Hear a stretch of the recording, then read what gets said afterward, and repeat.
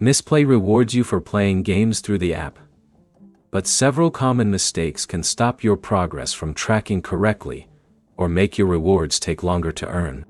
The biggest mistakes are easy to avoid once you know how Mistplay's tracking, game selection, and rewards system actually work.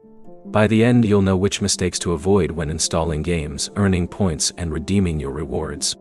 The first mistake is downloading a game outside Mistplay. If you want to earn rewards from a particular title, start the game through Mistplay instead of installing it directly from the Google Play Store or App Store. Mistplay's rewards system depends on tracking your game activity, so installing a title separately can prevent your progress from being recognized. The second mistake is ignoring the game's progression requirements. Mistplay uses Game Experience Points, or GXP, for individual games and Player Experience Points, or PXP, for your overall progress. Different games can produce different GXP gains, so don't assume every title will reward your time at the same rate. Another mistake is staying with one game forever. Mistplay says the first hour of a new experience can receive an earning rate boost, and trying new games can help you take advantage of those opportunities. If a game stops being rewarding for your goals, check your available game library, instead of automatically spending more time on it. The fourth mistake is ignoring missions, streaks, and events.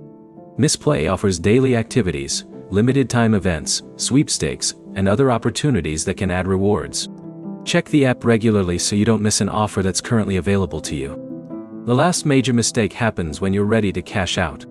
Open the rewards section and check the available gift cards before assuming every reward is available in your region. Mistplay says gift card availability can vary by region. Once you select a reward, follow the confirmation steps and check your reward history if the payout is still processing.